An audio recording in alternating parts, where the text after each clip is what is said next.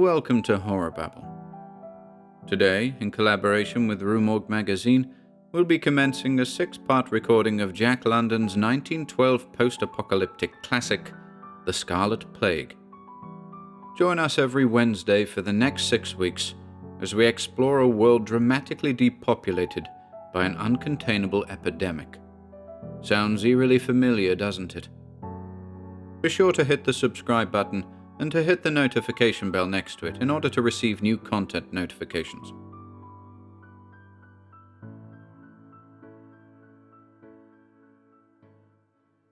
The Scarlet Plague by Jack London. Chapter 1. The way led along upon what had once been the embankment of a railroad, but no train had run upon it for many years. The forest on either side swelled up the slopes of the embankment and crested across it in a green wave of trees and bushes. The trail was as narrow as a man's body, and was no more than a wild animal runway. Occasionally, a piece of rusty iron, showing through the forest mold, advertised that the rail and the ties still remained. In one place, a 10-inch tree, bursting through at a connection, had lifted the end of a rail clearly into view.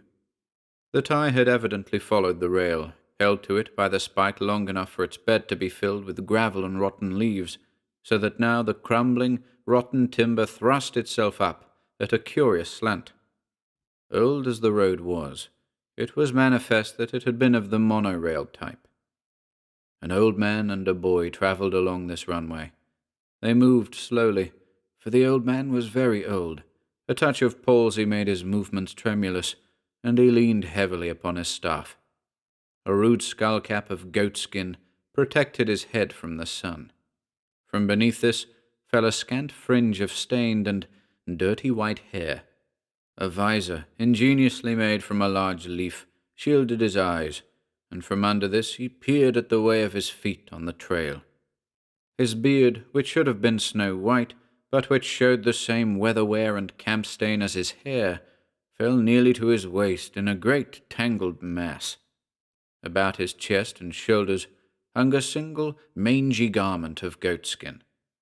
His arms and legs, withered and skinny, betokened extreme age, as well as did their sunburn and scars and scratches betoken long years of exposure to the elements.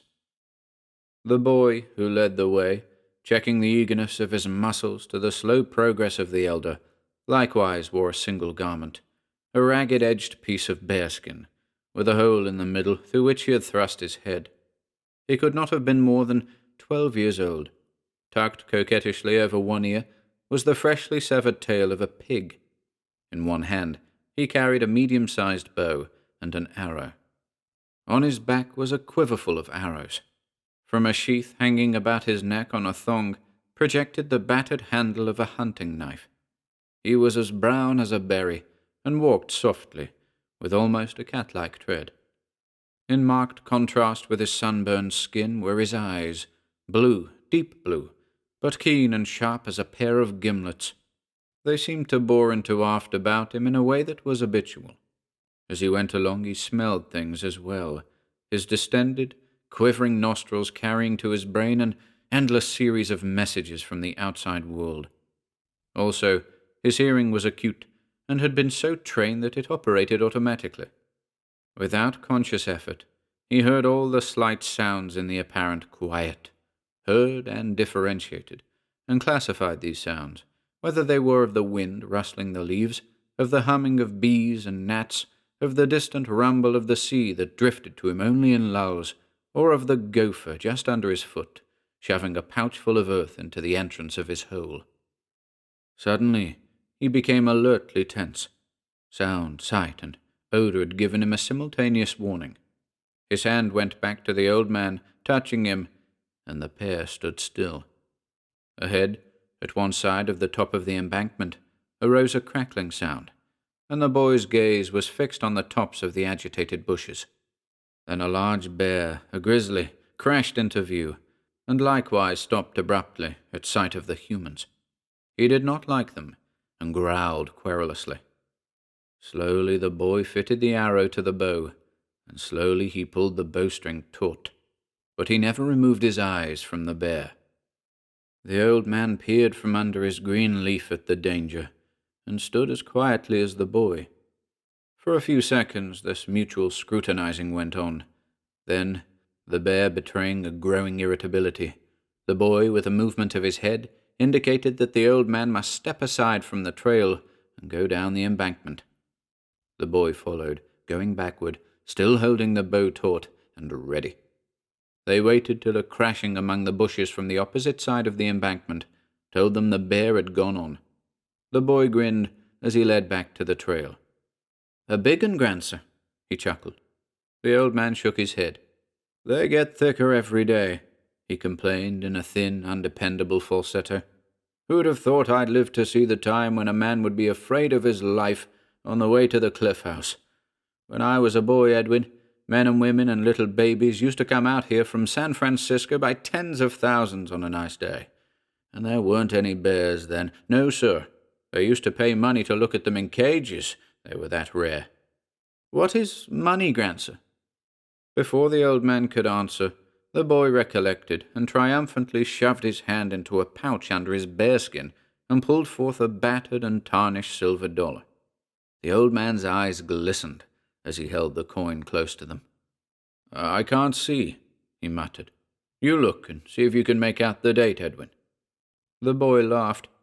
"You're a great grandsir," he cried delightedly. "Always making believe them little marks mean something." The old man manifested an accustomed chagrin as he brought the coin back again close to his own eyes. 2012, he shrilled, and then fell to cackling grotesquely. That was the year Morgan V was appointed President of the United States by the Board of Magnates. It must have been one of the last coins minted, for the Scarlet Death came in 2013. Lord, think of it. 60 years ago, and I'm the only person alive today that lived in those times. Where did you find it, Edwin?" The boy, who had been regarding him with the tolerant curiousness one accords to the prattlings of the feeble-minded, answered promptly. "I got it off of Hoo-Hoo. He found it when he was herding goats down near San Jose last spring. Hoo-Hoo said it was money. Ain't you hungry, grandsir?" The ancient caught his staff in a tighter grip and urged along the trail, his old eyes shining greedily. "I hope Har Lips found a crab or two," he mumbled. "They're good eating, crabs. Mighty good eating when you've no more teeth and you've got grandsons that love their old grandsire and make a point of catching crabs for him. When I was a boy—" But Edwin, suddenly stopped by what he saw, was drawing the bowstring on a fitted arrow. He had paused on the brink of a crevasse in the embankment. An ancient culvert had here washed out, and the stream, no longer confined, had cut a passage through the fill. On the opposite side, the end of a rail projected and overhung. It showed rustily through the creeping vines which overran it. Beyond, crouching by a bush, a rabbit looked across at him in trembling hesitancy. Fully 50 feet was the distance, but the arrow flashed true, and the transfixed rabbit, crying out in sudden fright and hurt, struggled painfully away into the brush. The boy himself was a flash of brown skin and flying fur as he bounded down the steep wall of the gap and up the other side. His lean muscles were springs of steel that released into graceful and efficient action. 100 feet beyond, in a tangle of bushes, he overtook the wounded creature, knocked its head on a convenient tree trunk, and turned it over to Grandsir to carry. "Rabbit is good, very good," the ancient quavered. "But when it comes to a toothsome delicacy, I prefer crab. When I was a boy—" "Why do you say so much that ain't got no sense?" Edwin impatiently interrupted the other's threatened garrulousness. The boy did not exactly utter these words, but something that remotely resembled them, and that was more guttural and explosive and economical of qualifying phrases. His speech showed distant kinship with that of the old man, and the latter's speech was approximately an English that had gone through a bath of corrupt usage. "What I want to know," Edwin continued, "is why you call crab toothsome delicacy. Crab is crab, ain't it? No one I never heard calls it such funny things." The old man sighed, but did not answer, and they moved on in silence. The surf grew suddenly louder as they emerged from the forest upon a stretch of sand dunes bordering the sea. A few goats were browsing among the sandy hillocks, and a skin-clad boy, aided by a wolfish-looking dog that was only faintly reminiscent of a collie, was watching them. Mingled with the roar of the surf was a continuous, deep-throated barking or bellowing, which came from a cluster of jagged rocks 100 yards out from shore. Here huge sea lions hauled themselves up to lie in the sun or battle with one another. In the immediate foreground arose the smoke of a fire, tended by a third savage-looking boy. Crouched near him were several wolfish dogs, similar to the one that guarded the goats.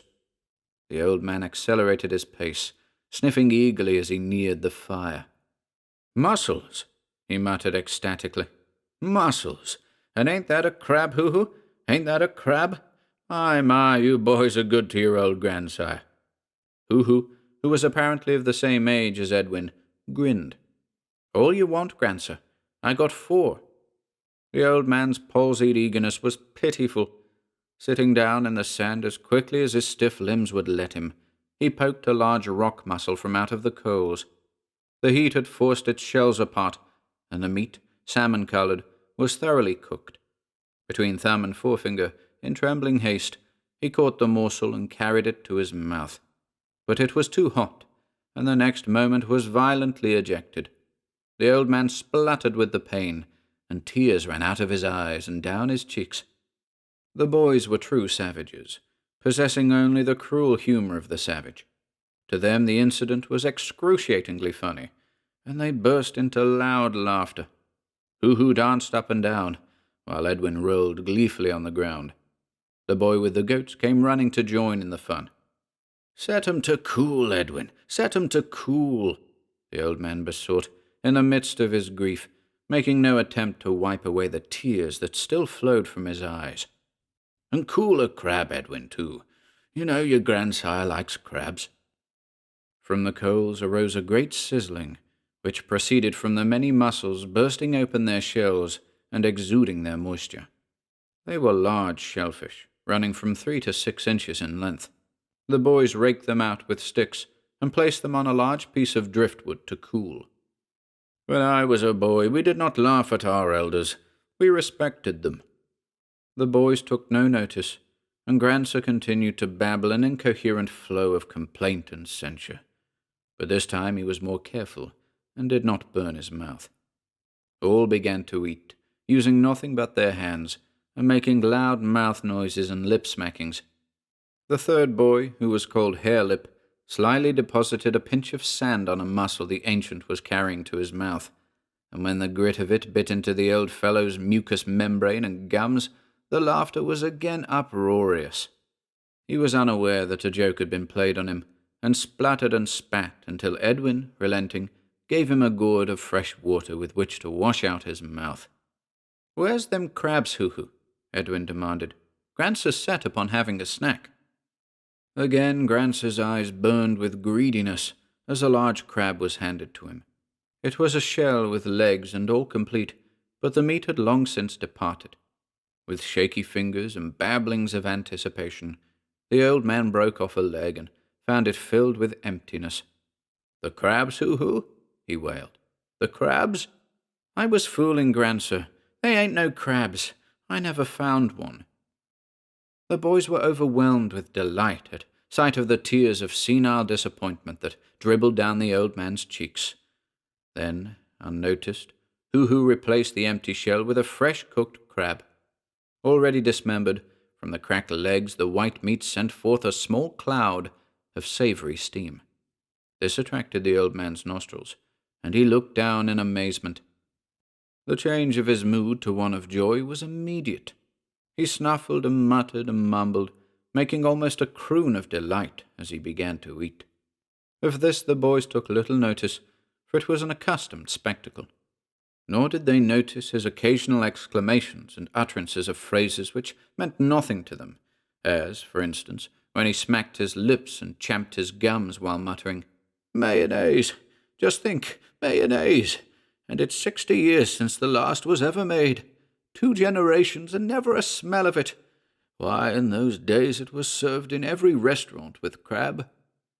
When he could eat no more, the old man sighed, wiped his hands on his naked legs, and gazed out over the sea. With the content of a full stomach, he waxed reminiscent. To think of it! I've seen this beach alive with men, women, and children on a pleasant Sunday, and there weren't any bears to eat them up either. And right up there on the cliff was a big restaurant where you could get anything you wanted to eat. 4 million people lived in San Francisco then. Now in the whole city and county there aren't 40 all told. And out there on the sea were ships, and ships always to be seen, going in for the Golden Gate or coming out, and airships in the air, dirigibles and flying machines. They could travel 200 miles an hour. The mail contracts with the New York and San Francisco Limited demanded that for the minimum. There was a chap, a Frenchman, I forget his name, who succeeded in making 300, but the thing was risky, too risky for conservative persons. But he was on the right clue, and he would have managed it if it hadn't been for the Great Plague. When I was a boy, there were men alive who remembered the coming of the first aeroplanes, and now I've lived to see the last of them, and that's 60 years ago. The old man babbled on, unheeded by the boys, who were long accustomed to his garrulousness, and whose vocabularies, besides, lacked the greater portion of the words he used. It was noticeable that in these rambling soliloquies his English seemed to recrudesce into better construction and phraseology, but when he talked directly with the boys it lapsed largely into their own uncouth and simpler forms. But there weren't many crabs in those days, the old man wandered on. They were fished out, and they were great delicacies. The open season was only a month long, too, and now crabs are accessible the whole year round. Think of it! Catching all the crabs you want, any time you want, in the surf of the Cliff House beach. A sudden commotion among the goats brought the boys to their feet. The dogs about the fire rushed to join their snarling fellow who guarded the goats, while the goats themselves stampeded in the direction of their human protectors. A half-dozen forms, lean and grey, glided about on the sand hillocks and faced the bristling dogs. Edwin arched an arrow that fell short, but Harelip, with a sling such as David carried into battle against Goliath, hurled a stone through the air that whistled from the speed of its flight. It fell squarely among the wolves and caused them to slink away toward the dark depths of the eucalyptus forest. The boys laughed and lay down again in the sand, while Grancer sighed ponderously. He had eaten too much, and with hands clasped on his paunch, the fingers interlaced, he resumed his maunderings. "The fleeting systems lapse like foam," he mumbled what was evidently a quotation. "That's it, foam and fleeting.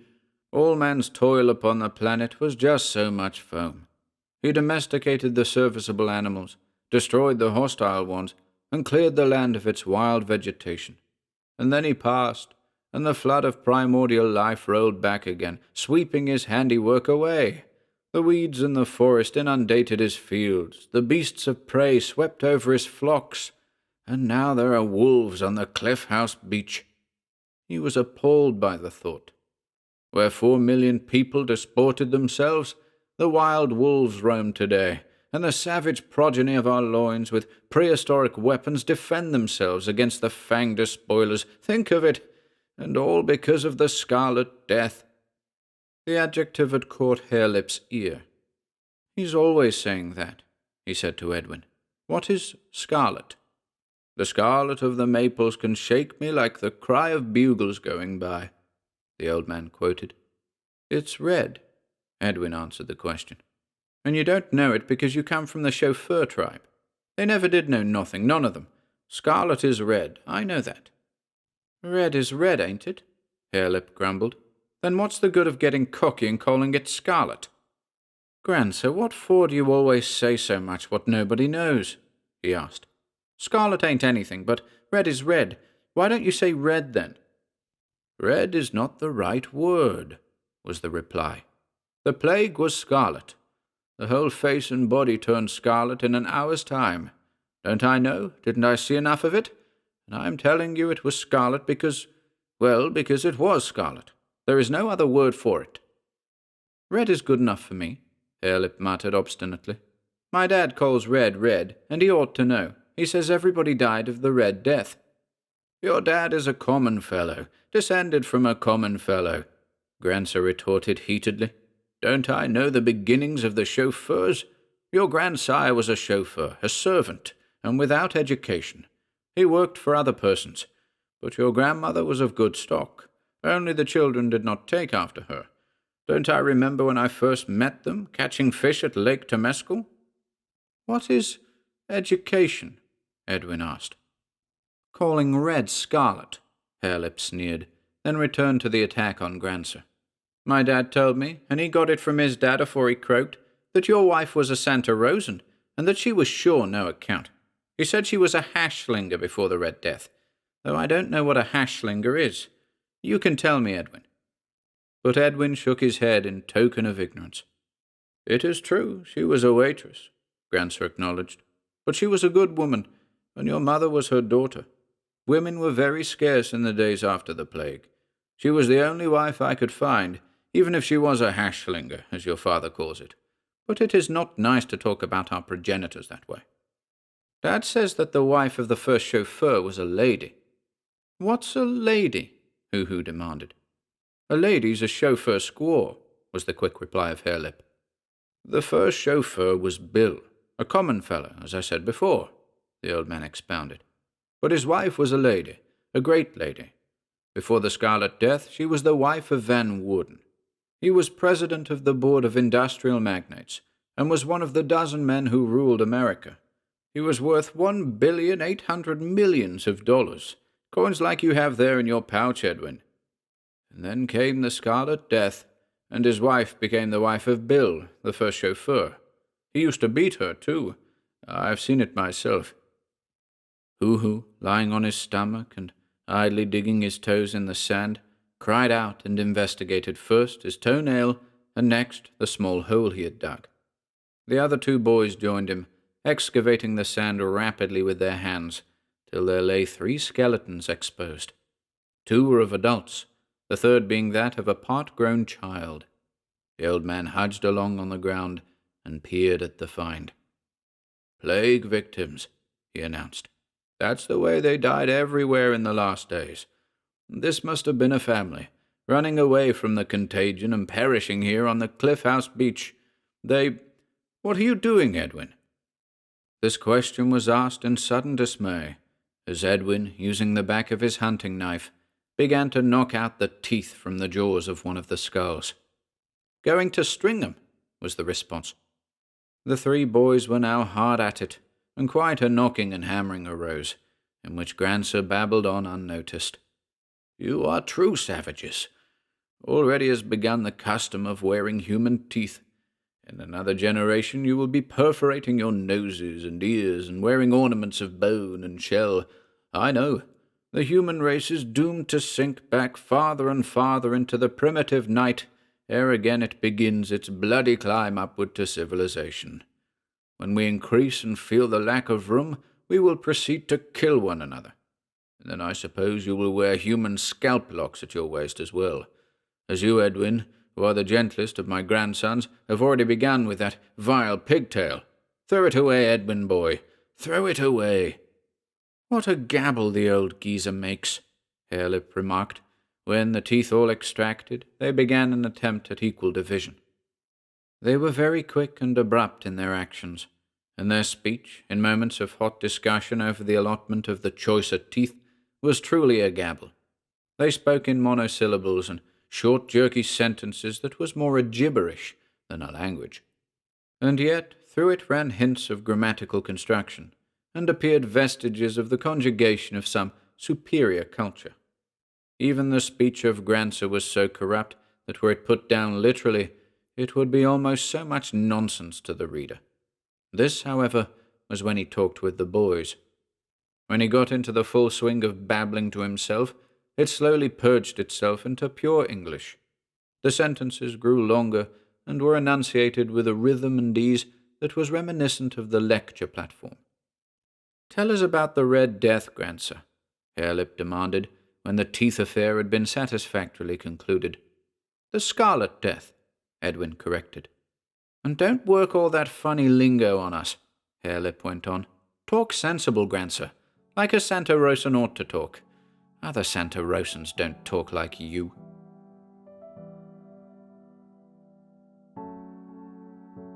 Thank you for listening today. Join us again on Wednesday the 13th for Chapter 2. And until then,